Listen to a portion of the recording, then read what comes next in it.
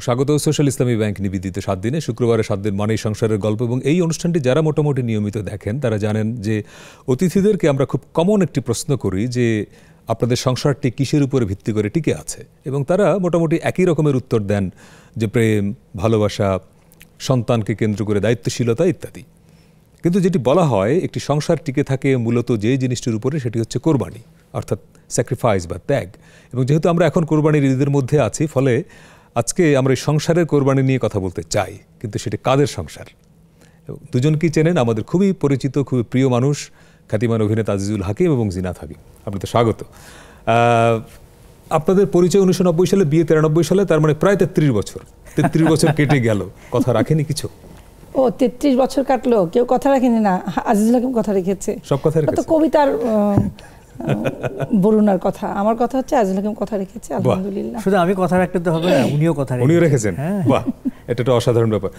আপনার নাম জিনাত হাকিম, হাকিমটা যুক্ত হলো পরে, কিন্তু তার আগে কি ছিলেন? আমি আসলে এখনো জিনাতারা রহমানই আছি। আমার বাবা হাবিবুর রহমান। তো আমার একটা শখ ছিল যে আমার নামের পেছনে যখন আমার বিয়ে হবে, আমার নামের পেছনে আমার হাজবেন্ডের নামের একটা অংশ থাকবে। তখন আমি জানতাম না যে তিনি একজন বিখ্যাত বাংলাদেশের জনপ্রিয় অভিনেতা হবেন। হ্যাঁ, আমি নিয়েছি। এই জন্য আমার বড় 3 বোন ছিলেন, তাদের নামের পেছনেও রহমানটা যখন ইসলাম হয়ে গেল, ওটা আমার একটা ভালো লাগা ছিল। আমার মনে হয় অনেক মেয়েদের এটা থাকে। আর আমি সবসময় বলি আমি খুব নারীবাদী না। আমি মনে করি প্রত্যেকেই মানুষ। আমার এই নারীবাদিত্ব নিয়ে নিজেকে মানুষ হিসেবে, মানে নারী হিসেবে পুরুষ থেকে আলাদা করার কিছু নেই। আমরা সবাই সবার পরিপূরক। তো আমার নামের পেছনে আজিজুল হাকিমের হাকিমটা আছে। বিয়ের আগে ভেবেছিলাম সে যদি হাকিম না হয়ে ইসলাম হতো বা হোয়াট এভার হক হতো, সেটাই হতো। কিন্তু আমি প্রিভিলেজ যে আজিজুল হাকিমের হাকিম থাকাতে জিনাতকে সহজে মানুষ চিনতে পারে, এটা সত্যি। উনি যেমন বলছেন নারীবাদী না, আপনি কি পুরুষবাদী? না, নারীবাদী পুরুষবাদীর বিষয় না। আমি আসলে হিউম্যানিটি নিয়ে আসলে আমি চলতে চাই। মানবতার যে বিষয়টি, সেটি পুরুষ নারী এই বিভেদটা আমি করতে চাই না। মানুষবাদী, মানুষের মধ্যে যে মনুষ্যত্ব, মানুষের মধ্যে যে হিউম্যানিটি, মানুষের মধ্যে যে ভালোবাসা, এই বিষয়গুলো পারস্পরিক যে সহমর্মিতা, সেই বিষয়গুলো যদি একটা মানুষের মধ্যে থাকে, তাহলে সেই মানুষ, সে পুরুষ না, সে নারী না, সে তৃতীয় লিঙ্গের কেউ, সেটি ম্যাটার করে না। মানুষ হচ্ছে বড় কথা। আমরা যে শুরু করলাম যেটি দিদি কোরবানি বা স্যাক্রিফাইস বা ত্যাগ, আপনাদেরকে যদি প্রশ্নটাই করি যে আপনাদের সংসার এই 30 বছরের বেশি সময় ধরে কিভাবে টিকে আছে, হয়তো বলবেন যে ভালোবাসা, প্রেম, 2টি সন্তান, কিন্তু স্যাক্রিফাইসটা আপনাদের সংসারে কতটা? মানে ধরুন আজিজুল হাকিম আপনার জন্য স্যাক্রিফাইস নিশ্চয়ই করেন, সেটা কি? আমি সবসময় বলি যে আসলে স্বামী স্ত্রী শব্দটা না বলে আমি বলি যে পার্টনার। হ্যাঁ, একজন বন্ধু। কারণ আমি মনে করি মানুষ বলে না মানুষ একা থাকতে পারে না, প্রত্যেকটা মানুষের নিজের মানুষ লাগে। তো আমি মনে করি হচ্ছে আজিজুল হাকিম আমার মানুষ। আমার জন্য আমি সবসময় বলি যে দেখো, আমার যখন 22 তখন আমার বিয়ে হয়েছে, এখন আমি 50 ক্রস করে যাচ্ছি। বয়সটা জানা গেল এই ফাঁকে? না, বয়স নিয়ে বলতে কোনো অসুবিধা নাই। তো যেটা হচ্ছে যে আমি বলি যে আমার বাবা মায়ের চেয়েও কিন্তু আমি ওর কাছে বেশি। আমার যত আবদার, এটা ওর স্যাক্রিফাইস না আমার জন্য। এটা কিন্তু আমরা যেটা বলি স্যাক্রিফাইস, এটা তো ওয়ান কাইন্ড অফ লাভ, তাই না? ভালোবাসাটারই একটা, যদি আপনি এটাকে ডিফাইন করেন, তাহলে সেখানে স্যাক্রিফাইস থাকবে, কখনো ওর কখনো আমার। মানে কোনো দায় থেকে আসলে আমরা যে সংসার করছি, কোনো মেয়েই আসলে এবং কোনো পুরুষই আসলে দায় থেকে সংসারটা করে না। আছে কিছু ডিফারেন্ট তো আছে, ব্যতিক্রম, এটা তো আমরা জানি। কিন্তু ভালোবাসার যে সংসারগুলো, সেখানে আমাদের ত্যাগটাকে আমি একটু অন্য ফরম্যাটেই বলতে চাই, স্যাক্রিফাইসটাকে অন্য ফরম্যাটেই বলতে চাই। যখন আমি এটা খুশি হয়ে করছি, তখন আমার মনে হচ্ছে না যে আমি ওর জন্য এটাকে স্যাক্রিফাইস করলাম, ব্যাপারটা এরকম না, আসেই না মাথা। যেমন আমি আমার কথা বলি, আমি লেখাপড়া করেছি ঢাকা ইউনিভার্সিটিতে। তো আমি চাইলে এই নাটকের ক্যারিয়ারে না এসে আমি আমার প্রফেশনাল অন্য একটা জায়গা তৈরি করতেই পারতাম। কিন্তু আমি অনেক বছর পর, যখন আমরা এখন একসাথে, আপনি জানেন আমরা একটা কর্মস্থলে আছি ওয়ালটনে, আমার মা আমাকে বললো যে আমার মা নাকি আমাকে এই জায়গাটায় দেখতে চেয়েছিলেন। মানে এখানে আসার পর আমি যখন মাকে একদিন হঠাৎ বলছি, মা তোমার কেমন লাগলো যে আমি এই বয়সে এসে আমি একটা জবে ঢুকলাম বা এরকম, তখন হাসতে হাসতে বলে, হ্যাঁ আমি খালি বলতাম যে আমার মেয়েটা একটা নাটকের ছেলের পিছে পিছে ঘুরে চাকরি করে না কেন, হ্যাঁ এটাই আমার মেয়ের জায়গা। তো না, মাও খুব খুশি নাটক নিয়ে। তো ওই ব্যাপারটা এরকম যে আমার কখনো মনে হয়নি যে ওই ওয়ালটনে আমার জয়েন করার আগ পর্যন্ত আমার মনে হয়নি যে আমি বোধহয় ঠিক জায়গায় নেই বা আমি ওর জন্য মিডিয়াতে চলে এসেছি। অ্যাকচুয়ালি কিন্তু আমি ওই চিন্তাই করিনি আমার জবের ক্ষেত্রে, যে মনে হচ্ছে আমি লেখালেখি করি ছোটবেলা থেকে, ওটা আমার ভালো লাগা, ওর প্রফেশন এখানে। সো আমি কখন জড়িয়ে গেছি এখানে, আমার কোনোদিনও আমি ওকে মনে হয়নি যে তোমার জন্য আমার ক্যারিয়ারটা নাটক কেন্দ্রিক হয়ে গেল বা ওর হয়তো বিজনেসের একটা ছিল, প্ল্যানিং ছিল, সেটা থেকেও সে, কারণ আমাদের তো জানেন যে মিডিয়াতে যারা অভিনয় করেন তারা প্রফেশনাল হিসেবে, তখন আমার যখন বিয়ে হয়েছে প্রায় 3 যুগ হয়ে যাচ্ছে, মানে 30-এর কাছে, তো সেই সময় কিন্তু এরকম ছিল না যে এই মিডিয়াতে কাজ করছে তারা বাড়ির মেয়ে বিয়ে করবে বা তাদের কোনো ভবিষ্যৎ আছে, এটা কিন্তু ছিল না। কিন্তু আমার বাসা থেকে কিন্তু এটা কখনোই মাথায় নেওয়া হয়নি যে একজন অভিনেতাকে আমি বিয়ে করছি বা কি হবে ভবিষ্যৎ। তো আমারও ওর কাছেও সেটা মনে হয়নি যে ও কোনো স্যাক্রিফাইস করে অন্য প্রফেশনে ওকে যেতে হয়েছে, বা ওটার মধ্যে কিন্তু আমরা জড়িয়ে আছি। সো স্যাক্রিফাইস ডেফিনেটলি দুজনের অনেক কিছুতেই করতে হয়, সেটাকে আমরা ওইভাবে দেখি না যে ওর এটা শর্ত বা আমার শর্ত বা আমার আফসোস, মাথায় স্যাক্রিফাইস শব্দটা থাকে না। না না, গ্ল্যাডলি। আচ্ছা, আপনারা একই প্রতিষ্ঠানে কাজ করেন এখন, মানে একটি কর্পোরেট প্রতিষ্ঠান আপনি যেটি বললেন, এবং সেটা একই মানে পাশাপাশি রুমে? আজ আসলে আমাদের রুমে মানে এটা কাকতালীয় ভাবে, আমি শুটিং এর আগে বলেছিলাম একটু, আচ্ছা হ্যাঁ যে বলো তুমি, আসলে কাকতালীয় হয়ে পাশাপাশি না হলেও মোটামুটি এমন ভাবে আছে যে ও, আমি আমার পেছনেও বসে বা ওর পেছনে আমি বসি, মানে মাঝখানে কাচের দেয়াল, মানে একজন একজন দেখতে পাচ্ছেন না, দেখা যায় না। হ্যাঁ না, দেখা যায়, আমি দেখি, ও দেখে, দেখা যায়, উনি দেখেন, ওই লাইটের শেড থাকে না, ছায়া দেখা যায়। মানে এটা কি বা ঘরেও নজরদারির মধ্যে থাকেন, বাইরেও? একদম না না, নজরদারি আসলে নজরদারি করে কিনা আমাকে আমি জানি না, কিন্তু নজরদারির না, এখানে একটা কথা আছে, বিয়ের আগে অনেকে এটা ধারণা করে টেলিভিশনে তাহাই আবার এত জনপ্রিয় নায়ক। আমার মেয়ে তো মাঝে মাঝে অবাক হয়ে যায় যে এখন ওর যে ক্রেজ এবং ওই হাতে অটোগ্রাফ নিতে আসে মেয়েরা, আমার মেয়ে প্রথমে বুঝতে পারে না, মা কি হয়েছে, হাত কেন দিচ্ছে ওই মেয়েটা? আমি বললাম যে ওই যে হাতে একটু অটোগ্রাফ দিতে চায়, কাগজ কলম ছিল না। তো এরকম তো আমি দেখে অভ্যস্ত। তো আমি আজিজুল হাকিমকে একটা কথাই বলেছি, আমাকে আমার কাজিনরা বলে জিনাত আপু টিপস দাও, কিভাবে তোমরা এত ভালো আছো। আমি টিপসের 2-4টার মধ্যে যেটা আমি আসলে বলি, কাউকে কখনো বাঁধতে নেই, কাউকে আপনি যত বাঁধতে চাইবেন সে আপনার কাছে যত শক্ত করে বাঁধবেন তত ছোটার সংখ্যা তৈরি হয় বেশি। কারণ বাঁধার কিছু নাই তো, সংসার জীবনে দুটো মানুষ যদি একসাথে থাকতে চায়, সেখানে সন্দেহ, সেখানে একদম, এটা কি বিয়ের দিনের ছবি নাকি? খাচ্ছিলাম না। তো ওইটাই হচ্ছে মূল কথা, যে আমি বলেছিলাম যে যদি তোমার কখনো আমাকে ভালো না লাগে বা তুমি যদি মনে করো যে তুমি আর কন্টিনিউ করতে চাচ্ছ না, শুধু আমাকে বলবা। তুমি তোমার রাস্তায় বলার মতো না, আমি শেষ করিনি, হওয়ার কোনো কারণই নেই, আমি শেষ করিনি তো, চেষ্টা বলি। আমি বলেছি তোমার যেমন রাস্তা আছে আমিও রাস্তা খুঁজি নেব, আমারও রাস্তা আছে। মানে একটা দেয়াল দিয়ে রেখেছে আগেই, তারপর নজরদারির প্রয়োজন হয় না, সেটা ঘরেও হয়, সবার স্বাধীনতা, এটা হচ্ছে স্বাধীনতা। আর যে কথাটি বললো সেটা হলো যে মানে কোনো রকম কোনো ব্যত্যয় যদি ঘটে তাহলে যার যার মতো করি, মানে এটা আসলে, হ্যাঁ এটা আসলে থ্রেট না, এটা সবার জন্যই আমি বলি যে সংসারটা আসলে জোর করে করার কিছু না, তাই না? আপনারা যদি দুজনের মানে মননে যদি এক থাকে, বিশ্বাসে যদি এক থাকে, এবং কেন আমরা সংসার করছি, আমাদের যে সামাজিক বন্ধন এবং আমাদের যে ধর্মীয় বিধান, সেই বিষয়গুলো মাথায় রেখে যদি আমরা নিজেদের জীবনযাপনটাকে যদি আমরা সেইভাবে করতে পারি, তাহলে কিন্তু সেই ক্ষেত্রে কোনো ধরনের কোনো সমস্যা বা কোনো ধরনের কোনো বাধা আসার কথা নয়। একটা বিষয়, এটা বোধহয় আপনার একদম 90 দশকের, তাই না? হ্যাঁ, এটা ওই সময়ে। এবং আপনি যখন অভিনয়ে আসেন 80 দশকের শুরুর দিকে, তখন দীর্ঘদিন আপনি টেলিভিশনে আজিজুল হাকিম মানেই একটা ফ্যাক্টর, এখন আমরা মনে করি। আপনি যদি এই সময়টা একটু তাকান, যে এই সময় এসে 2024 এবং যদি 1981-82 দিকে কল্পনা করেন, এই সময় এসে আপনি এই মিডিয়া ইন্ডাস্ট্রিতে মিস করেন কোনটাকে সবচেয়ে বেশি, বা পরিবর্তন কোথায় মনে হয় যে খুব বেশি পরিবর্তন হয়ে গেল? খুব বেশি পরিবর্তনের মধ্যে আমার কাছে যেটা মিস করার বিষয়টা আসলে ডিফারেন্ট। আমি যেটা দেখি পরিবর্তন তো অনেক হয়েছে। যেমন আমরা যখন শুরু করি তখন তো একটি মাত্র টেলিভিশন চ্যানেল ছিল, পরে তো অনেকগুলো চ্যানেল আমরা পেয়েছি, এবং এখন প্রযুক্তির যে ডেভেলপমেন্ট হয়েছে, সেই প্রযুক্তির ডেভেলপমেন্টের সাথে সাথে কিন্তু আমাদেরকেও সব কিছু অ্যাডাপ্ট করে নিতে হচ্ছে। যে পরিবর্তনটা হয়েছে সেটা হলো যে আগে আমরা ঘরে বসে হয়তো পারিবারিকভাবে সবাই একসাথে বসে আমরা নাটক, ছবি দেখতাম। এখন যেটা হয়েছে সেটা হলো যে সবার হাতে হাতে মোবাইল চলে এসেছে, এবং এটা খুবই মানে কন্টেন্ট খুবই কনফাইন্ড হয়েছে। পরিবর্তনটা আসলে এরকম। আপনার কি মনে হয় যে এই যে আমি যে কারণে প্রশ্নটা করলাম, এই যে পরিবর্তনটা প্রযুক্তির, এটা সংসারে কোনো প্রভাব ফেলছে, বা আপনাদের সংসারে প্রযুক্তির কোনো নেতিবাচক প্রভাব আছে বা ইতিবাচক? আমাদের সঙ্গে নেতিবাচক কোনো প্রভাব নেই, কারণ হচ্ছে যে যেমন ধরেন কোভিডের সময় যখন স্কুল কলেজ বন্ধ হয়ে গেল তখন, এবং অনেক অফিস আদালতও আপনার হোম অফিস ডিক্লেয়ার করলো, তখন কিন্তু আমাদেরকে প্রযুক্তির উপরেই কিন্তু নির্ভর করতে হয়েছে। আমরা ভার্চুয়ালি মিটিং করেছি, স্কুল কলেজ ইউনিভার্সিটিগুলোতে ভার্চুয়ালি ক্লাস হয়েছে।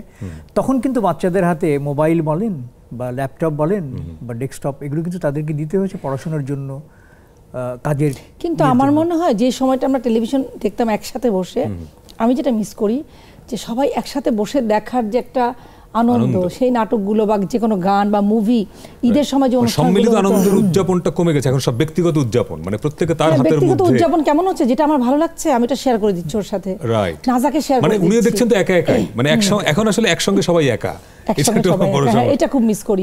একসাথে শুধুমাত্র আসলে না, সেটা খাবারের সময়টা মিস করি। আমরা জয়েন্ট ফ্যামিলিতে ছিলাম, বাবা মা বেঁচে নেই ওর, তো ওই জিনিসগুলো মিস করি। আবার যেহেতু যে ঈদের প্রসঙ্গে কথা বলবো, একটা ছোট্ট বিরতির সময় হলো। দর্শক, আজকে আমরা আজিজুল হাকিম এবং জিনাত হাকিমের সঙ্গে কথা বলছি, ফিরছি একটা ছোট্ট বিরতি নিয়ে, সঙ্গে থাকবেন। দর্শক, বিরতির পরে আবারও স্বাগত সোশ্যাল ইসলামী ব্যাংক নিবেদিত 7 দিনে। শুক্রবার 7 দিন মানেই সংসারের গল্প, এবং আজকে আমরা সংসারের স্যাক্রিফাইস বা কোরবানি নিয়ে কথা বলছি আজিজুল হাকিম এবং জিনাত হাকিমের সঙ্গে। একদম, এটা কি প্রথম বাচ্চা কোলে? জি, আচ্ছা, আমাদের মেয়ে, হ্যাঁ, প্রথম মেয়ে, তারপরে ছেলে নাজা রাইদা হাকিম। নাজা এখন কত বড়? নাজা এখন চাকরি করছে। ওরে বাবা, মাস্টার্স কমপ্লিট করেছে। আচ্ছা, ওকে বিয়েও দিয়েছি, 5 বছর হলো। তো সংসারই।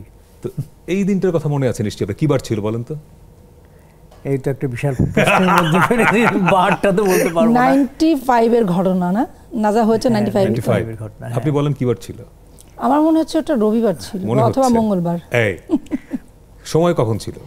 সময়টা কথা বলতে পারবো, ভোর 3:45, মানে নরমাল ডেলিভারি ছিল। হ্যাঁ হ্যাঁ। এবং তখন পর্যন্ত সিজার এতটা আসে নাই। এবং যখন নাজাকে আপনার কোলে দিল, আচ্ছা, যেটা ছিল যে প্রথম আমি ডক্টরের কাছে নর্মাল চেকআপে গেছিলাম, এবং আমার খুব ইচ্ছা ছিল যে আজিজুল হাকিম তখন অনেক ব্যস্ত, রেগুলার শুটিং করে, তো আমি ডক্টরের কাছে প্রায়ই যেতাম। ওর বোন নিয়ে যেত আমাকে, আমার বোন নিয়ে যেত। তো আমার খুব ইচ্ছা ছিল নাজা যখন হবে যেন ও কাছে থাকতে না পারে। তারপরে আমার বয়সটা তো অল্প ছিল তখন, একটু সিনেমাটিক। আমি ভাবতাম সারা জীবন ওকে এই খোঁজটা দিব, যে আমার বেবি হওয়ার সময় তুমি ছিল না। আচ্ছা, প্ল্যান করে কত খারাপ, মানে মনে মনে একটা আশা ছিল আর কি।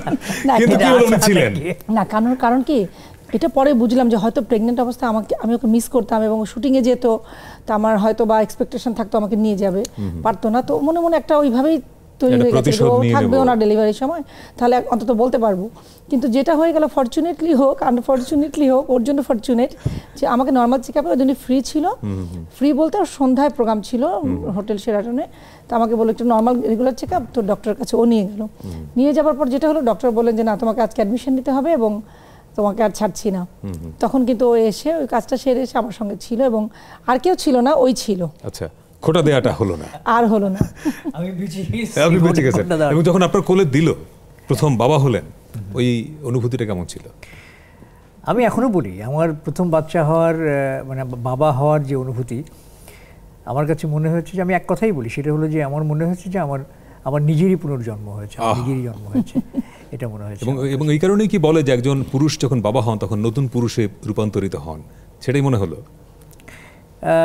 সেটা আসলে রেসপন্সিবিলিটি জায়গা থেকে এক ধরনের ভাবনা, যে আমার জীবনে আরেকটি অধ্যায় শুরু হলো, এই বিষয়গুলো তখন মাথার মধ্যে কাজ করা শুরু করে। এবং দার্শনিকরা যেটা বলেন যে বাবা কখনো মা হতে পারে না, ফলে মায়ের যে 9 মাসের জার্নি, এটা বাবার পক্ষে বোঝা কঠিন।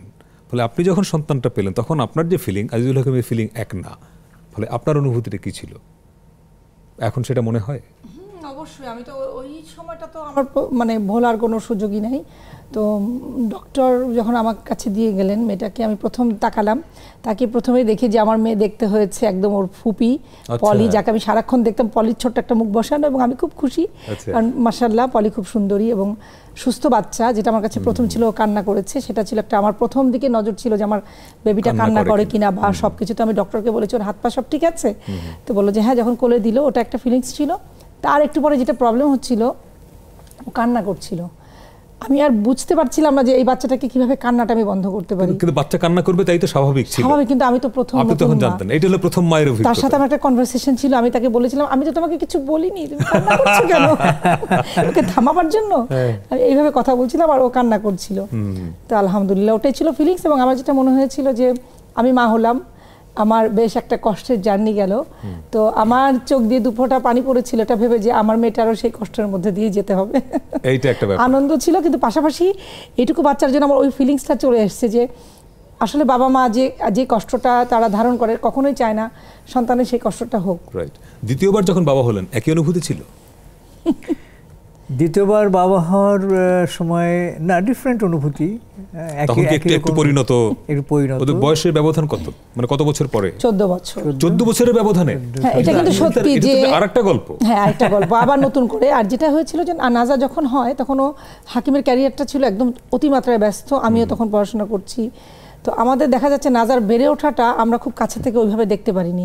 আমার ওর ছোট বোন এসে পাপড়ি এসে হয়তো বলছে, ভাবি তোমার মেয়ে কিন্তু মা বলে, ভাবি তোমার মেয়ের কিন্তু দাঁত উঠছে, মানে প্রতিদিন ওদের কাছে বেশি থাকতো। আমি তো রাতে রাতে আসতাম বা শুটিং করে, কাছে থাকতোই আমার, কিন্তু বেশিরভাগ তো ওর বোনরা ওকে টেক কেয়ার করতো। টেক কেয়ার বলতে ওদের বাসায় আসলে বাচ্চা খুব আদর করে ওরা। তা আমি যতটা না মা হিসেবে কাছে চাইতাম বা সুযোগ ছিল, কিন্তু ওরা অনেক বেশি সাপোর্টিং ছিল। সেই সুযোগটা আমি নিতাম, ওর সঙ্গে বাইরে চলে যেতাম, নিজের শুটিং করতাম, নাটকের কাজগুলো। তো দেখা যেত নাজার বেড়ে ওঠাটা আমরা খুব কম পেয়েছি, তখন জয়েন্ট ফ্যামিলিতে ছিলাম। কিন্তু মুহাইমিন রিদ আমার যে ছেলে, ওর বেড়ে ওঠাটা আমাদের দুজনের হাত দিয়ে, কারণ ততদিন ওর ফুপিদের বিয়ে হয়ে গেছে, আব্বা মা বেঁচে নেই। তো সবকিছু মিলিয়ে দেখা গেছে যে মুহাইমিনকে আমরাই বড় করেছি, নাজাকে করেছি। নাজার সবসময় নাজা আমার কাছে এখনো বেবি, কিন্তু ওই সিচুয়েশনাল কারণে দেখা গেছে যে মুহাইমিনের জায়গাটা ওর জন্ম থেকে শুরু করে তখন আমি অনেক ম্যাচিউর। যখন ডক্টর আমাকে বললেন একই ঘটনা হাকিম নিয়ে গেল, একই রকম, মানে ওই যে চেক আপ করতে যাওয়া, এবং আমার ওই দিন শুটিং, সকালবেলা আমি ওকে চেক আপ করিয়ে বাসায় রেখে আমি শুটিংয়ে যাব, এবং ওই প্ল্যানিংয়েই বেরিয়েছিলাম। যেটা বলা হয় যে ওই কারণেই বোধহয় বলে প্রথম সন্তান বেড়ে ওঠে অনভিজ্ঞ বাবা মায়ের হাতে। হ্যাঁ হ্যাঁ, কিন্তু দ্বিতীয়টার ক্ষেত্রে এটা হয় না। দ্বিতীয় যেটা হয়েছে যে ও যখন চলে যাচ্ছিল তখন আমাকে বলছিল যে আমি কি থাকবো এরকম। তো ডক্টর, আমি আমার চোখের সামনে ভাসে যে প্রায় 12 জন ডক্টরস এবং তার অ্যাসোসিয়েটস ছিলেন ল্যাবিডে। তো আমাকে বলছে, ভাবি আপনি কোনো চিন্তা করবেন, এখন ঈদের শুটিং ছিল, ওর আনঅ্যাভেলেবল। তো তখন ঈদের শুটিং এ ছিল, তার না হালিমা পার। হ্যাঁ হ্যাঁ। আচ্ছা আচ্ছা। তো আমি একবার একটু মানে একটুখানি বললাম কেন ডিরেক্টরকে, যে হয়তো পরে ওনারা বলবেন যে আপনি বলতেন, থাকে না হয়তো দেখা গেলো অ্যাক্সিডেন্ট করে মরেই গেলাম। তো তখন আর কি একটা জাস্ট বলার জন্য বলা, এটা আমি এক্সপেক্টও করিনি যেতে ওরা বলবে যে, কারণ আমি নিজে শুটিং করি। তো আমার বাবা যখন মারা গেছেন আমি ওকে শুটিং থেকে ডাকিনি, আব্বা দেখতে চেয়েছিলেন। আমি জানি যে শুটিংয়ের এনভায়রনমেন্টটা তো আমার চেনা, সেখানে শুটিংটা স্টপ করে আসাটা খুব ডিফিকাল্ট। কি অসাধারণ ছবি নাজা। হ্যাঁ, তো ওইটা, হ্যাঁ, নাজার বেড়ে ওঠাটা আমার এক জয়েন্ট ফ্যামিলিতে ছিলাম, এগুলো হয়তো ঘটছে যখন খুব ছুটির দিনে, রেয়ার সময়। তো মেয়েদের ক্ষেত্রে যেটা বলা হয় যে মেয়েরা বাবার বেশি ঘনিষ্ঠ হয়, মানে বেড়ে ওঠার ক্ষেত্রে, মানে তাই কি নাইজুল হাকিম, আপনার মেয়ে কি মায়ের চেয়ে বেশি আপনার সঙ্গে বেশি যুক্ত? এটা কি ঈর্ষা হয়? ঈর্ষা হয় না আসলে, সত্যি কথা যেটা, সন্তানেরাই বোধহয় বাবার প্রতি বেশি দুর্বলতা থাকে, সব সময় আছে। মানে আমার মেয়ের একটা ব্যাপার হচ্ছে যে আমার আর ওর মাঝখানে সবসময় থাকবে, এবং তার একটা মানে ইয়ে ছিল, রিয়াকশন ছিল এরকম যে যদি দেখতো যে আমরা একটু বেশি কাছাকাছি ওই সেরকম ইচ্ছা করে এরকম করতো, দেয়াল তৈরি দিয়ে না, মুখ ভার করে ইচ্ছা করে মুখটা ফুলাতো। 14 বছরের ব্যবধানে দ্বিতীয় সন্তান হলো বাংলাদেশে যেটা ধারণা, অনেকের কাছ থেকেই আমরা যেটা শুনি যে একটু গ্যাপ হয়ে গেলে ডিফিকাল্টিস তৈরি হয়, মানে আপনার ক্ষেত্রে এটা হয় নাই? না, আমি ওরকম কিছু আসলে ফিল করিনি। আমি বলি যে আসলে মেয়েদের বলে না 40, আমার তো 40তেই বেবি হয়েছে অলমোস্ট। তো কোনো কিছু ডক্টরের টাচে ছিলাম, প্লাস উপরওয়ালার ইচ্ছা, যেটা হচ্ছে যে আসলে নাজা যখন হয় তখন হাকিমরা তো ওর ছোটো ছোটো 5টা ভাই বোন ছিল, ছোট 3টা ভাই, আরও 3টা বোন যাদের বিয়ে হয়নি। আমি গিয়ে দেখলাম যে ওর 6টা ভাই বোনের তখনও বিয়ে হয়নি, ওরা যথেষ্ট ছোট। এবং আমার কাছে মনে হয়েছিল এত সুন্দর একটা পরিবেশে যে নাজা একা না, আমি ফিল করতাম না। তো নাজা যখন বড় হতে শুরু করলো তখন সে বললো আমার, তখন ওই যে বললাম সবার আস্তে আস্তে বিয়ে হয়ে যাচ্ছে, ও হয়তো লোনলি ফিল করছে। ও যখন বড় হচ্ছে ওর কাজিনরা যে যার মতো যার বাড়ির দরজা আটকিয়ে দেয়, তো আমাকে বললো যে মা এই যে শুরু করলো সুর, যে ওর নিজের ভাই বোন লাগবে। তখন আর কি একটা আমরা ভাবলাম যে ঠিক আছে, ওরকম কোনো প্রবলেম হয়নি। তারপরে আমার একটা সুবিধা আছে যে আমি যে বাড়িটাতে থাকি, এটা হয়তো অনেকেই জানেন, আমাদের বাড়িটার নাম আপন নিবাস। ওখানে আজিজুল হাকিম ওরা 3 ভাই এবং আমরা 3 বোন। আমাদের বাসাটা যৌথভাবে থাকছেন। হ্যাঁ, আমরা একই বিল্ডিংয়ে, বলা যায় পুরো বাড়ি। এটা একটা বিরাট ব্যাপার, ঢাকা শহরে বাড়িটার নাম হচ্ছে আপন নিবাস, যৌথ ফ্যামিলির মধ্যে থাকা। আমি এই প্রশ্নটাই করতাম একটু পরে, যে সংসার মানে তো আপনারা দুজন সন্তান তা না, একটা সংসার মানে তো আসলে একটা বিরাট ব্যাপার। ইভেন আপনার কলিগস, আপনার যারা অফিসের বা আপনার বিনোদন দুনিয়া যারা আপনার সহকর্মী তারাও তারা আমার হয়তো সংসারের অংশ। হ্যাঁ অবশ্যই, একদম পরিবারের অংশ। পরিবারের অংশ। আমি একটা ইন্টারভিউতে একবার এরকম বলেছিলাম যে মিডিয়ার, তা আমার একটা ননদ বলেছিল ভাবি এই কথাটা বললো, তা আমি বললাম যে ও তো আসলে বুঝিনি ব্রড স্কেলে যে পরিবারটা আসলে কি, রাইট। আপনজনকে, আত্মা। আমি সবসময় বলি যে রক্ত দিয়ে হয় রক্তীয়, এবং সেই কারণে বাড়ির নাম আপন নিবাস, আত্মীয়। আমার মা রেখেছেন নামটা। আচ্ছা, আচ্ছা। এবং আসলে এখানে যারা এসে, ওর আরো একটা ভাই ছিল, একটা বোন ছিল, ওরা আমেরিকায় চলে গেছে। আমার ভাই ছিল আগে, ও চলে গেছে পিঙ্ক সিটিতে। তো আমাদের যে বাচ্চারা বেড়ে ওঠা খুব সুন্দর একটা পরিবেশে, মানে অনেকের মধ্যে বেড়ে উঠলে তার মনটা বড় হয়, আবার খুবই খাঁচার মধ্যে স্কুল বাসার বাইরে দুনিয়াটা নাই, এদের মেন্টালি কিছু পরিবেশটা তো অনেক বেড়ে ওঠার ক্ষেত্রে অনেক বড় একটা বাট আপনার দুই সন্তান এই পরিবেশটা পেয়েছে যে খুব লাকি আমরা এখন বড় জায়গায় বেড়ে উঠছে এখনো। ওই কাজিনদের সাথে তাদের যে ইন্টারাকশন সেই ছোটবেলা থেকে তাদের হয়েছে, কিন্তু এখন আমার মেয়েও বড় হয়েছে, তারাও বড় হয়েছে, পড়াশোনার জন্য কেউ বিদেশে চলে গেছে, কেউ তো এখন আর বিচ্ছিন্ন না, ধরুন ভার্চুয়ালি সবাই কানেক্টেড। এটা আরেকটা সুবিধা ওদের জন্য, ওদের দেখা যাচ্ছে গ্রুপ আছে, হ্যাঁ প্রতিদিনই হয়তো ভিডিও কলে কথা হচ্ছে। প্রযুক্তির সুবিধাটা আমি তখনই বলছিলাম যে অনেক বেশি এখন, বেশি রাইট। আপনি কাজে লাগাতে পারছেন কিনা আরেকটা বিরতি আমি নিয়ে প্রপারলি কাজে লাগাচ্ছি। আরেকটা বিরতি আসছে দর্শক, আরেকটা বিরতি সময় হলো, ফিরছে একটু পরেই, সঙ্গে থাকবেন।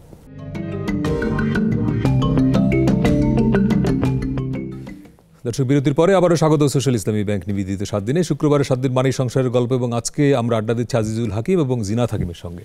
এটি আপনাদের ছেলে, ছেলে মেয়েরা কি মানে আপনাদের অভিনয় লাইনে এসছে বা আগ্রহী এদিকে আসতে? মানে প্রফেশনালি আসার ব্যাপারে আগ্রহ আমার মেয়েকে দেখিনি, আর আমার ছেলে তো ছোট, ও পড়াশোনা নিয়ে স্কুলে ওর বেশি না না হাকিম ব্যাপারটা জানে না। আমি দুজনকে যখন আমি তো কাছে থেকে মা হিসেবে তো আমারই বেশি সময় দিতে হয়েছে।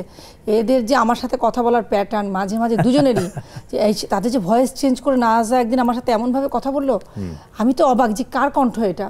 তখনই তো বুঝলাম যে আচ্ছা এরা যদি প্রফেশনালি আসে, জিনে আছে বিষয়টা, জিনে ডেফিনেটলি। এবং মুহাইমিনেরও, এবং মুহাইমিন প্রথম দিকটা অত আগ্রহী ছিল না। বাংলাদেশ টেলিভিশনে আমার একবার একটা বন্ধুর ছেলেকে আমি নাটকে নিয়েছিলাম, ও যখন দেখলো যে মান নাটকে আমার হচ্ছে একটা আন্টির ছেলে, ওর বন্ধু গালিব অভিনয় করলো, তারপর গিয়ে বলছে মা আমিও তো একটু করতে পারি। আর নাজা যেটা করতো, যখন আমাকে লিখতে দেখতো আগ্রহ ছিল, ওর পিছন থেকে সে জড়িয়ে ধরে বলতো মা আমাকে একটা ক্যারেক্টার দাও না, তোমার হাতেই তো কলম, একটু লিখো না, এরকম বলতো। তো আমি আসলে কখনো আমরা ওদেরকে ইন্টারেস্টেড করিনি, কারণ একজন তারিন একজন ঈশিতা, কিন্তু তাদের নিজেদের একক প্রচেষ্টায় হয়নি। মায়েদেরকে বা বাবাকে বা ফ্যামিলিকে অনেক সময় দিতে হয়, আমরা তো আসলে ওই সময়টা দিতে পারতাম না। আমাকে হয়তো একা ছেড়ে দিত, একা ছেড়ে দিলে তো আসলে তার ওই বয়সে তো সেটা পারবে না, পড়াশোনাটার ক্ষতি হয়ে যাবে। তো যেহেতু আমি মিডিয়াতে কাজ করেছি, আমার প্রোডাকশন হাউস ছিল রুটস, আমি সবসময় নাজাকে আমার প্রোডাকশনে রেখেছি, এবং ওর বাবার কিছু নাটকে আমি অবশ্যই ছোটোবেলা থেকে তারা অভিনয় করছে, মডেলিং করছে, খুব মানে সীমিত আকারে আর কি। কিন্তু তারা প্রফেশনালি এদিকে বোধহয় যাচ্ছে না। নাজা যেটা করে আমার সঙ্গে, ওরা যে এত ভালো অভিনয় করে, ও তো কাজ করেছে নাজা, আব্দুল আলম মামুন ভাইয়ের, চয়নিকার, আর অনেক ভালো ভালো চন্দন, অনেক ডিরেক্টরের কাজ করেছে টেলিভিশনে, বাংলাদেশ টেলিভিশনে অনেক প্রযোজনায় কাজ করেছে, বড় বড় ক্যারেক্টার।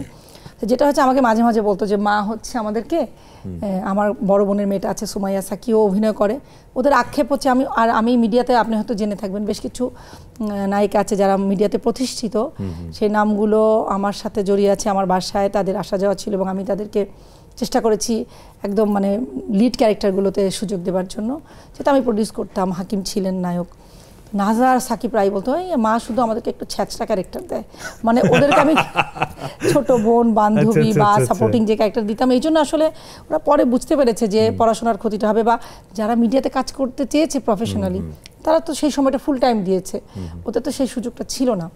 তো নাজা কিন্তু দেশের বাইরে আমরা যে মঞ্চ নাটকে যাই, নাজা কিন্তু মঞ্চে নিয়মিত অভিনয় করে, এবং লাস্ট আমি একটা নাটক নিয়ে যে এই মেতেই আসলাম, 5th মে ছিল নিউ ইয়র্কে, বিন্দু থেকে বৃত্ত, মানে বাবা মায়ের ডিভোর্সের একটা গল্প।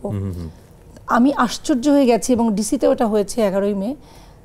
নাজার অভিনয় দেখে মঞ্চে যারা ছিলেন আর দর্শক সারিতে সবাই কাঁদছিলেন, এটা খুব আশ্চর্য। এবং ফারজানা ছবি বলো ভাবি আমি না মঞ্চে নাজার কান্না দেখে আমি আটকাতে পারছি না, এত চমৎকার সে অভিনয়টা করেছে।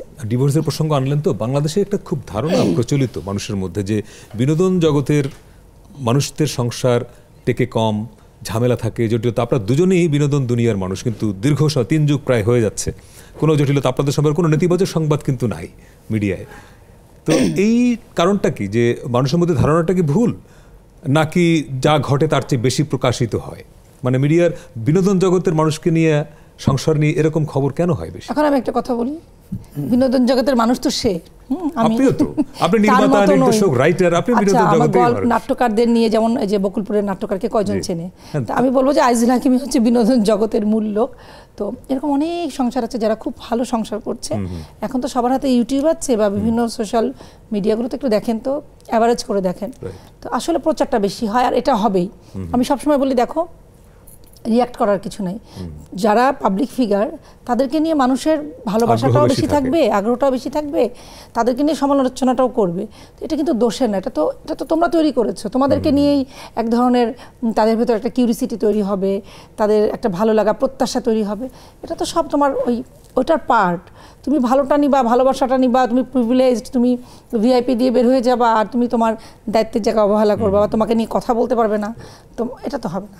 না সেটাই, সেই দায়িত্বের কথা যেটা বললো সেটা হলো যে আমরা যারা বিনোদন জগতে আছি বা আমরা এটা কিন্তু এখন আমার পুরো পরিবার।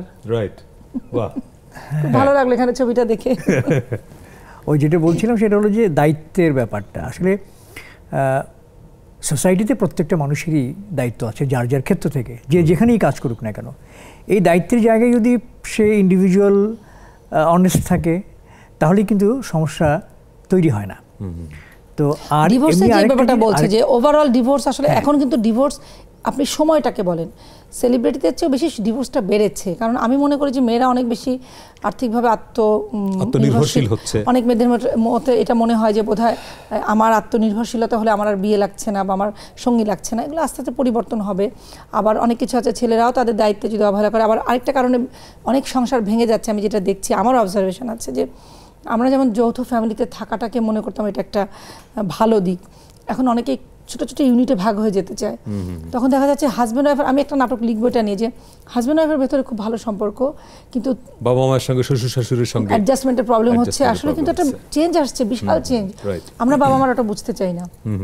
তারপর আমি বৃদ্ধাশ্রম নিয়ে একটু বলি এই সুযোগে, যে কখনোই আমরা এটাকে পজিটিভলি দেখি না, কিন্তু আমার একটা ছেলে বা একটা মেয়ে, তাকে আমি উচ্চশিক্ষার জন্য দেশের বাইরে পাঠাচ্ছি, সে বেচারা যখন যায় তখন সবাই বলে এই বাবা মাকে ফেলে চলে গেল, বাংলাদেশে একা বাবা মা পড়ে আছে, একা ডাক্তার দেখানো। এগুলো তো আসলে ব্লেম করা ঠিক না, অ্যাজ বিকজ আপনাকে সময়ের সাথে সাথে আপনি ওইভাবেই তো পরিবেশটা তৈরি করেছেন, আপনাকে মেনে নিতে হবে। কিন্তু সমাজ আপনাকে দেখাচ্ছে এটা অপরাধ, তাহলে ওই সন্তানটার ভেতরে কত কষ্ট কাজ করে। বৃদ্ধাশ্রম তো এখন বাস্তবতা। তারপরে বাংলাদেশের 18 কোটি মানুষের দেশে কয়টা বৃদ্ধাশ্রম আছে এবং একটা বৃদ্ধাশ্রমে কতজন লোক থাকে, বলে এটাকে অনেক ফুলিয়ে ফাঁপিয়ে বলারও কিছু নাই। কিংবা একটা বিষয় যে ধরেন এই যে অবস্থাটার মধ্যে আমরা এখন আছি, ধরেন বৃদ্ধাশ্রম বলেন, ডিভোর্স বাড়ছে, এটা হয়তো এক ধরনের আলোচনা, কিন্তু আপনাদের সংসারটা যদি আমরা বলি, আপনাদের সংসার সবচেয়ে বিউটিফুল জিনিসটা কি, সবচেয়ে সুন্দর কি আপনার সংসারে? শুনি এই সুযোগে হাকিমের মুখে শুনি। আমার সংসারের সবচেয়ে সুন্দর বিউটিফুল যে জিনিসটা সেটা হলো যে একসাথে থাকতে পারার আনন্দ। সবাই মিলে যে আমরা একসাথে থাকছি এবং ঘুম থেকে সকালবেলা ওঠার পর যে আমরা কাছের মানুষগুলোর মুখ দেখছি এবং সেই মুখ দেখে যে ভালো লাগাটা তৈরি হচ্ছে, এটাই আমার কাছে মনে হয় অনেক বড় এবং নিষ্পাপ একটা জায়গা। আমার মনে হয় আমার পরিবারের এই সদস্যদের যখন আমি দেখি একসাথে, এই জায়গাটা আমার কাছে। আপনার সংসারের ডিরেক্টরকে? আমার সংসারের ডিরেক্টর আসলে কেউ না, আমরা যৌথভাবে আমরা নিজেরা পারস্পরিক আলাপ আলোচনা করেই আমরা সবকিছু সিদ্ধান্ত। ঠিক আছে, আপনি কি আমাকে বলতে চাচ্ছেন আমি ডিরেক্টর? তাহলে ওই শব্দটা না বলে বলেন ডিক্টেটর। এই শব্দ পরে বলতাম। আমার মেয়ে বলে মা তুমি কিন্তু একটু বেশি। হ্যাঁ, আমি যে কোনো টিমেই চলি, আমার সংসার হোক, আমার বাইরের নাটকের টিম হোক বা দেশের বাইরে যাচ্ছি, আমি আমার স্বভাবের বাইরে গিয়েও একটু ডিক্টেটরশিপে থাকি বা আমার কর্তৃত্ব বা আমার আমরা আজকে বুঝতে পারছি, কারণ আপনি হাকিম ভাই কথা বলতে দিচ্ছেন না। না কই, আমি কথা বলছি তো। হাকিম ভাই কথা কম বলে। ও কথা কম বলে, এটা এটা কেন কথা কম বলেন? ভাবি বেশি কথা বলে এইজন্য আপনি কম কথা বলেন? না, সেই বিষয়টাও তা না, বেশি কথা বলার কম কথা বলার বিষয় না, আসলে প্রয়োজনীয় কথাটা আসলে বলাটাই হচ্ছে জরুরি। কথা মানে অতিরিক্ত কথা না বলে। এবং এটা কি সংসারে শান্তি স্থিতিশীলতা বজায় রাখবার একটা কৌশল? না, কৌশল যদি বলেন তাহলে তো প্রত্যেকটা মানুষকেই কোনো না কোনো কৌশল অবলম্বন করেই চলতে হয়। আপনার কৌশলটা কি? এই যে 33 বছর ধরে আছেন, কি? আমার কৌশলটা হচ্ছে যে আমি আসলে আমার কৌশল একটাই, সেটা হচ্ছে বিশ্বাস। আমি আসলে বিশ্বাস করতে চাই। এবং আমরা যেটা শব্দটা দিয়ে শুরু করেছিলাম স্যাক্রিফাইস, সেটাও স্যাক্রিফাইস তো আছেই সংসারের জন্য। না না, এটা তো আমি বলবো না। যদি এরকম বলেন যে স্যাক্রিফাইস করা বা এরকম কিছু, ওই যে বললাম স্যাক্রিফাইসের কিছু নাই। আর ওই যে বলো বিশ্বাস, সংসারের কথা আমাকে বলতে হবে, অ্যাজ বিকজ ঘুম থেকে তুলতে হয় আমাকে, আমার বাচ্চাকে, মুহাইমিন ওঠো, অ্যালার্ম আমাকে দিতে হয়, ঘুমাতে যাবার সময় কথাটা আমাকেই বলতে হয়। তো আসলে দায়িত্বের অনেকটাই, সংসারের সব কাজ আপনাকেই করতে হয়। আমি মনে করি আমার মাকে দেখেছি, আমার শাশুড়িকে দেখেছি, কিন্তু সংসারের বাজারটা কে করে? বাজারটা ওই যে যখন যেটা প্রয়োজন হয়, বিশেষ কোনো বাজার হলে ও চলে যাচ্ছে, কখনো আমি এত বাজার করার অভ্যস্ত না, আমার স্কুলে বাচ্চাদের ও নিয়ে গেছে, মানে আমরা অটোমেটিক্যালি যার যেটা আসলে যে যেটা করতে পারে সময় সুযোগ মতো করছে। আমার থার্ড পার্সন কেয়ারটেকার আছে, ওরা করে দিচ্ছে। আবার বিশেষ গেস্ট আসলে বা যখন আমি মনে করি যে না এটা আমাকে একটু রান্না করতে হবে, দেখা যাচ্ছে আমি ওটা রান্না করছি। তো আমাদের আসলে কোনো ধরা বাঁধো যে একটা রুটিনের মধ্যে। আপনাদের যখন বিয়ে হয় তখন হাকিম ভাই একদম ক্যারিয়ারের মধ্য গগনে বলা যায়, তাই তো, বা খুব উঠতি, তখন উনি খুব ব্যস্ত, তখন বাজার সদাই কি করতেন? আমি তো তখন ফ্রি, আমার তো শ্বশুর বাড়িতে থাকতাম, শ্বশুর বাড়িতে থাকতেন, বিশাল শান্তি, বাজার করতে হতো না। আমি ওইভাবে কখনো বাজারে যাওয়ার অভ্যাস আমার কখনো ছিল না। তবে হ্যাঁ আমি যেটা করেছিলাম ওই যে বললেন যে ভাবি, হ্যাঁ একত্রিত, ডেফিনেটলি আমি আমার শ্বশুরকে গিয়ে বলেছিলাম আগ বাড়িয়ে যে আব্বা নেক্সট মাসে চালটা বাজারটা কিন্তু চালের টাকাটা হচ্ছে আপনার ছেলে দিবে, আমি দিব। আমার শ্বশুর তাকিয়েছিল অনেকক্ষণ, কারণ সে তো চায়নি, কারণ আমার শ্বশুর খুব দায়িত্ববান ছিলেন এবং পুরো সংসারে তার। আমি যখন বিয়ে হয়ে গেছে দেখেছি বাবার কাছ থেকে টাকা নিয়ে বেরো যাচ্ছে, আব্বা তো টাকা লাগবে। আমি ভাবলাম কাকে বিয়ে করলাম, তারপরে মাথায় ঢুকলো যে এবার তো আমাকে একটু দায়িত্ব নিতে হবে। তো আমি সাহস করে আব্বাকে বলছিলাম যে আব্বা আমি পরের মাস থেকে চালের টাকাটা আমি দেবো। তারপরে 3-4 মাস পরে আমি বললাম যে তখন তো আসলে থিয়েটার করে মঞ্চ থেকে তো ওরকম পয়সা আসে না, করছিল একটা বিজনেস, প্লাস তখন প্যাকেজ শুরু হয়ে গেল, তখন তো আজিজুল হাকিমের নাম হয়ে গেল প্যাকেজুল হাকিম। আচ্ছা, যখন দেখলাম যে না ভালো ইনকাম হচ্ছে, কেন আব্বার উপরে প্রেশার হবে জয়েন্ট ফ্যামিলিতে, তখন আমি বললাম প্রতিদিনের কিছু কাঁচা বাজার থাকতো, মাছ, ফ্রেশ সবজি, আমি বললাম আব্বা এটা আমি দিব। তো এইভাবে কিন্তু আমার নিজেরই সংসারের ভেতর ইনভলভ হয়ে যাওয়া, মানে আমি নাটক করি, বাইরে মিডিয়াতে চলি, তার মানে তো এই না দিন শেষে আমাদের খেতে হয় না। না, তাহলে দিন শেষে সংসারটা কি?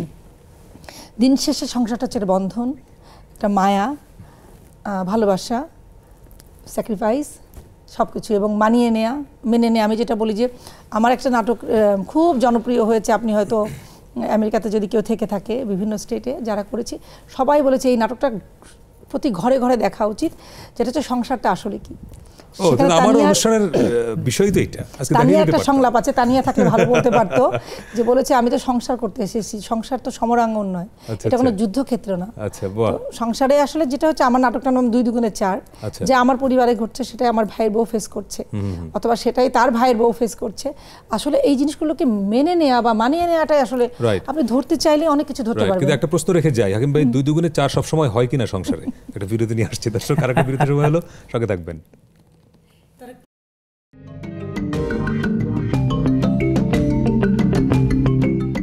বিরতির পরে আবারও স্বাগত সোশ্যাল ইসলামী ব্যাংক নিবেদিত 7 দিনে, শুক্রবারে 7 দিন মানে সংসারের গল্প, এবং আজকে আমরা আড্ডা দিচ্ছি আজিজুল হাকিম এবং জিনাত হাকিমের সঙ্গে। আজিজ ভাই, বিরতির আগে যে প্রশ্নটা ছিল, সংসারে সবসময় 2 দুগুণে 4 হবে কিনা, ভাবির যে নাটকের যে শিরোনাম, ওর নাটকে যে কথাটা হচ্ছে 2 দুগুণে 4, মানে হচ্ছে যে আমার পরিবারে যা ঘটছে, আমার যে সোশ্যাল কনটেক্সটে আমি যে অবস্থানে আছি, অন্যের পরিবারে ঠিক মানে পারিবারিক ঘটনাগুলো অলমোস্ট একই কাছাকাছি। তো 2 দুগুণে 4 আসলে হওয়াই উচিত। হ্যাঁ, কখনো কখনো হয়তো কোনো সংসারে 2 দুগুণে 4 যেটা বলেছে হয় না। আমার নাটকের বক্তব্য সেটা 2 দুগুণে, মানে ওই যে সংসারে যে সবকিছু মিলে যাবে, আপনি যেটা মিন করছেন ওটাই না, ওটাই আমার বক্তব্য। আচ্ছা, মানে আমার সবসময় মিলবে না, মিলবে না, ওটাই বক্তব্য নাটকে। এই যে মিলবে না বলেই সংসারটা ঠিক থাকবে, বিভিন্ন সংসারে একই ঘটনা, কিন্তু আপনাদের মেলে না কি?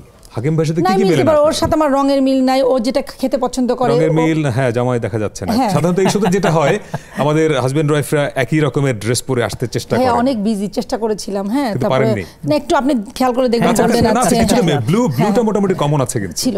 আমরা মাত্র এসেছি তো বাইরে থেকে, আমেরিকা 1.5 মাস ছিলাম, তো দেখা যাচ্ছে আমরা মিলিয়ে পড়ি, সেটারও ঘটনা আছে বলবো। তো চেষ্টা করি নাকি মেলে না, যেমন আমার সাথে খাবারের কিছু টেস্ট আছে মেলে না, যেটাও পছন্দ করে।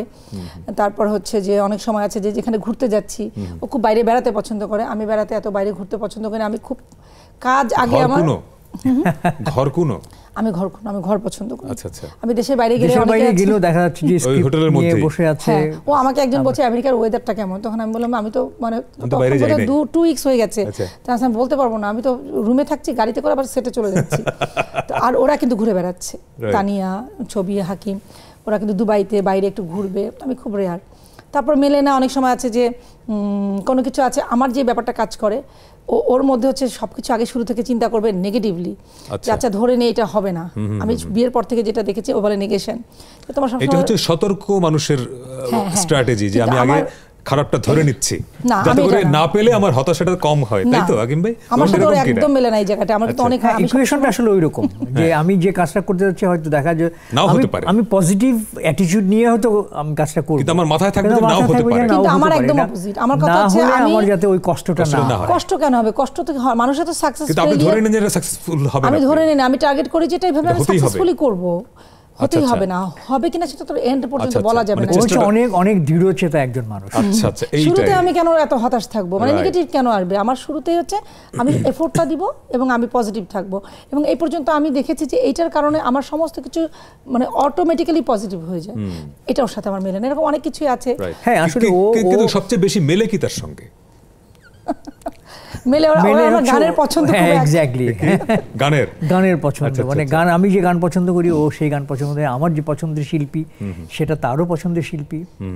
তার মানে কি গান কিন্তু শুধু গান না, আসলে মুভিগুলো যে আমি মনে করি যে ওর সাথে আমার যে প্রথম গান পরিচয়টা- মুভি মেলা মানে হলো চিন্তা মিল আছে একেবারেই, মানে আমাদের দর্শন, ফিলোসফি এক্স্যাক্টলি ফিলোসফিটা একেবারেই মিল। কাছাকাছি। মানে আর এই জায়গাটায় যাদের সাথে যার মিলবে, সেটা হাজবেন্ড হোক, বন্ধু হোক, বা প্রতিবেশী হোক, কাজের ক্ষেত্রে হোক, তার সঙ্গে মানে কিন্তু এই যে মানুষ গান চিন্তায় করতে মেলে, তার পারে। মানে আপনাদের ঝগড়াঝাটি হয় না? হওয়ার কোনো সুযোগ নাই, আজ বিকজ ওর যা দর্শন আমারও কিন্তু কখনো তাই। হয় না এই ঝগড়াঝাটি এই গত 30 বছরে? প্রয়োজন হয়নি ঝগড়াঝাটি করার। প্রয়োজনই ওয়ান হয় না। সাইডেড। One sided. হ্যাঁ, আমার ছেলে মেয়ে যখন দেখে যে আমি একটু লাউড কথা বলি, অনেক সময় আছে উদাসীন। যেমন কি যেন আজকে মেকআপ রুমে বলছিলাম যে তুমি গিয়ে যে ওর লেপেলটা লাগানোর জন্য ও বসেছিল না, একসাথে যে 2 মিনিটের ব্যাপার, কিন্তু আমার কথা হচ্ছে ওই 2 মিনিটটাও এগিয়ে থাকলো, এখানে কিন্তু ওর আমার গ্যাপ হয়। তখন আমি দেখা যাবে আমি রাগের প্রকাশটা এভাবেই বলবো, ঝগড়া করে না, আমি হয়তো এমনভাবে বলি আমার বিরক্তিটাও বোঝে যে কোথায় আমি বিরক্ত হচ্ছি। তো সেটা অবশ্যই আছে। আমার অনেক কিছু আছে, হয়তো রাতের বেলা আমি একটু সাউন্ড করে ওই যে দেখা যায় যে ফেসবুকে থাকি, যেটা ও থাকে না, ঘুমাই থাক বিছানায়, তখন দেখা যাচ্ছে একদিন দুদিন হয়তো আমি ওই ইয়ারফোনটা নিলাম, থার্ড ডেতে ইচ্ছা করছে না, তখনও আমার উপর বিরক্ত হচ্ছে। আচ্ছা, তখন আমি হয়তো বললাম যে ঠিক আছে, তাহলে আমি আরেকটা রুমে চলে যাচ্ছি। তো আসলে আমাদের দুজনের একটা ভালো একটা স্বভাব হচ্ছে, আমরা কখনো প্রতিপক্ষ ভাবি না নিজেদেরকে, বা কোনো কিছুতে ওর সাথে আমার কম্পেয়ার নাই। একজন আজিজুল হাকিম অনেক বড় একটা জায়গার সবার একটা প্রিয় মানুষ। আমি অনেক ক্ষেত্রেই দেখেছি যে আমার জায়গায় যদি অন্য কেউ থাকতো, সে ভাবতো হ্যাঁ আমি তার সহধর্মিনী বা আমি একটা পাবলিক ফিগার। আমার ভেতরে একেবারে অটোমেটিক্যালি শুরুর থেকে এটা আছে যে আমি ওর থেকে 20 বছর পিছিয়ে, এবং ওর জায়গাটা দর্শকের কাছে অনেক বড় একটা জায়গা। তো অনেক সময় আছে যে আমার ওর সাথে ওই মেন্টাল কোনো ইয়েটা হয় না, সংঘাতটা হয় না, যে থাকে না যে ওটাকে কি বলে যে ইগোটা তৈরি হয় না, কনফ্লিক্ট তৈরি হয় না, পার্সোনালিটি কনফ্লিক্ট কোনো হয় ক্ল্যাশ না। হয় না। আমি মনে করি আমার জায়গায় আমি আছি, ওর জায়গায়ও, এবং আমি ওয়াইফ যখন তখন ওর জায়গায়, ওয়াইফের জায়গায়, সবগুলো জায়গায় আমি আসলে এটা মেনটেন করতে পারি, আমার ক্যারেক্টারিস্টিক্স এটা। এবং আমি অনার করি ওকে, আজিজুল হাকিমকে একজন অভিনেতা হিসেবে অনার করি, হাজব্যান্ড হিসেবে আমার আবদারের জায়গা সবচেয়ে বেশিও, আমার বাবা মা ভাই বোন সবার চেয়ে সবচেয়ে বেশি জায়গা আমি ওর কাছে, আমি আমার। এমন কোনো কথা আছে গত 33 বছরে ওনাকে বলা হয় নাই যেটা আজকে বলতে চান, না সব বলা হয়ে গেছে? সব বলা হয়ে গেলে তো সব শেষ হয়ে যায়, আচ্ছা, তাই না? তা আমরা তো শেষ করতে চাই না, আমরা চাই আমরা দুজন শেষ দিনটি পর্যন্ত একসাথে একইভাবে থাকবো। সুতরাং কথা যাতে বলা শেষ না হয়ে যায়। রাইট। আরেকটা ব্যাপার আছে, জানি না এটা হয়তো বা মানুষের অনেক দিন একসাথে থাকলে অনেক গ্যাপ হয়ে যায় বা অনেক কিছুই অপছন্দ হয়, আস্তে আস্তে বয়স হয়ে গেলে আমি দেখেছি মানুষের রুম আলাদা, প্রথমে বিছানা আলাদা হয়, তারপরে আলাদা রুমে থাকতে পছন্দ করে অনেক কিছু। কিন্তু লাস্ট টাইম যখন করোনায় ও লাইফ সাপোর্টে চলে গেলেন, ওই সময়টা আমি আসলে যখন ঘরে একা ঢুকলাম, আমার মনে হয় আমার লাইফটা আবার রিস্টার্ট হলো। যে ঢোকার পর যখন মনে হলো যে এই ঘরটায় মানে উনি নেই, তারপর কিন্তু আমি প্রতি সময় কিন্তু আমি কালকে রাতে ওর সেই ছবিগুলো দেখেছি, যখন ও ফিরে আসলো, ও বাসায় ঢুকলো, আমার বাচ্চারা ওকে ওয়েলকাম করলো। তো মনে হয় যে আসলে স্বামী স্ত্রী তো আসলে আল্লাহর তরফ থেকে একটা সম্পর্ক। এখানে ঝগড়াঝাটি করে দিন শেষে দূরত্ব তৈরি করা, সংসারে অশান্তি করা, এগুলো বোকারা করে। কারণ আমরা তো দুজনের মানে সাপোর্ট হয়ে থাকতেই তো একসাথে থাকছি। আমার কখনো কিছু প্রয়োজন, মাথা ব্যথা কি আমার জ্বর, আমার অসুস্থতা কি, আমার কোনো একটা বন্ধুদের সঙ্গে আড্ডা দিতে যাচ্ছি, ও ফুল সাপোর্ট করে। ও যখন শুটিংয়ে চলে যাচ্ছে, ও তানিয়াকে নিয়ে একা লন্ডনে শুটিং করতে চলে গেছে, আমি সব আয়োজন করে দিয়েছি, পিপাসার সাথে আমেরিকায় চলে গেছে। তো আমার কথা হচ্ছে এটা তোর প্রফেশনের জায়গা। তো এই দুজনের প্রতি যে দুজনের আস্থা বা ওর কাজের জায়গাটাকে একটু স্মুথ করে দেয়া, আমার ভালো লাগার জায়গাগুলোকে ও যেভাবে অনার করে, এগুলো আসলে সবাই অনেক সময় বলে ভয় পায় স্বামী স্ত্রীকে, এগুলো ভালোবাসা। আমাকে আমার যখন বিয়ে হওয়ার পর আপনি যে কথাটা বললেন যে ওই সময় তো আমার প্রচুর ব্যস্ততা, আমি কনসেন্ট্রেটও করতে চেয়েছি যে আমি অভিনয় করব, এবং যখন প্রফেশনাল এটা নেওয়া শুরু হলো তখন কিন্তু আমি একদম মনোযোগ দিয়ে অভিনয়টা করেছি। এবং ও সবসময় বলতো যে তুমি অভিনয়টা মনোযোগ দিয়ে করবে। একজন মানুষকে যদি তার ক্রিয়েটিভ চিন্তার বাইরে আরও অনেক 10টা চিন্তা করতে হয়, তাহলে কিন্তু সেই ক্রিয়েটিভ জায়গাটায় ক্ষতিগ্রস্ত হয়। তো সুতরাং আমি তোমাকে সেই সাপোর্টটা দিচ্ছি, তুমি তোমার জায়গাটাতে কনসেন্ট্রেট করো 100% এবং অনেস্ট থাকো। আমি আমার যখন নতুন স্ক্রিপ্ট পাই তখন সেই স্ক্রিপ্ট পড়া থেকে শুরু করে সে আমাকে সহযোগিতা করতো সবসময়। আমি ওই নাটকটিতে যে চরিত্রতে অভিনয় করব সেই চরিত্রটি নিয়ে আলাপ আলোচনা করা, এই চরিত্রটি কিভাবে কথা বলবে তৈরি করা, এই চরিত্রটির পোশাক আশাক কী হবে, এগুলো কিন্তু সব সেই করতো, বলি এগুলো নিয়ে তোমাকে চিন্তা করতে হবে না। ইভেন আমার শিডিউল নিয়ে অনেক সময় দেখা যায় যে তখন প্রচুর ব্যস্ততার কারণে আমাকে প্রচুর শিডিউল দিতে হয়েছে এবং ডিরেক্টররা আমাকে ফোন করতো। তো এটা আমার জন্য অনেক বেশি কাজের ক্ষেত্রে করি। আপনি বোধহয় ফোন আমাকেই করেছেন, ওর ফোনটা কিন্তু আমার কাছে, কারণ ও ফোন ধরে না, ও হয়তো ফিল্ম সেন্সর বোর্ডের সে মেম্বার, সে মুভি দেখছে, ওখানে তো ফোন রিসিভ করতে পারবে না, ফোনটা কিন্তু বাসায় রেখে চলে যাচ্ছে। আস্থা, ভরসা, বিশ্বাস, ওই জায়গাটা কিন্তু সে তৈরি করেছে যে এটা নিয়ে তোমাকে চিন্তা করতে হবে। দিন শেষে রাইট, এটি স্যাক্রিফাইস বললে স্যাক্রিফাইস, ভালোবাসা বললে ভালোবাসা। আমি কিন্তু ঘুমাতে পারছি না, ওর ফোনটা অন করে আমাকে থাকতে হচ্ছে, কারণ ওর কখন কি কাজ চলে আসে বা ওর প্রয়োজন। এটা বিরাট, মানে এটা অবশ্যই আন্ডারস্ট্যান্ডিং এবং দিন শেষে স্যাক্রিফাইসও। এবং আপনাদের গল্পটা আসলে শেষ হবে না, আপনাদের সঙ্গে এই 1 ঘন্টা সময় চলে গেল, টেরও পেলাম না। আমরা আপনাদেরকে অনেক ধন্যবাদ দিই, কৃতজ্ঞতা জানাই যে আমাদের এই শোতে আপনারা এসেছেন। আলহামদুলিল্লাহ আমরা ভালো আছি এবং এইভাবে আমাদের 7 দিন এরকম ভালো থাকেন। হ্যাঁ, সেই প্রত্যাশাই আমরাও করি। আমরা দর্শকদের ভালো লাগা নিয়ে, ভালোবাসা নিয়ে আমরা থাকতে চাই। আর ঈদের জন্য আমি বলবো, যেটা আসলে কোরবানির ঈদ, আমাদের যে আমরা স্যাক্রিফাইস বলি, যে আমাদের ভেতরের প্রত্যেকটা মানুষের কিন্তু নেগেটিভ সাইড থাকে, প্রত্যেকটা মানুষই কিন্তু পজিটিভ এবং নেগেটিভ ভাবে। তো আমরা যেন সবসময় যে বলে না যে কোরবানিটা আসলে পশুত্বকে ত্যাগ করা, তো আমরা যেন আমাদের যা কিছু নেগেটিভ আছে বা আমরা অনেক সময় হিংসা, আমরা ক্রোধ হয়ে যায়, নানান কিছু, আমরা যেন আমাদের গুড প্র্যাকটিসের মধ্যে দিয়ে যেন আমরা পজিটিভটাকে রিসিভ করতে পারি। কারণ আসলে দিন শেষে যে মানুষটা যত বেশি পজিটিভ, তার ভেতরে শান্তিটা, স্বস্তিটা তত বেশি। অনেক ধন্যবাদ দর্শক। এই ছিল আমাদের আজকে 7 দিন। আজিজুল হাকিম এবং জিনাত হাকিম ছিলেন আমাদের সঙ্গে। আমরা চাই সকলের ঈদ আনন্দময় হোক এবং সবার সংসার এরকম সুখীর হোক। ভালো থাকবেন।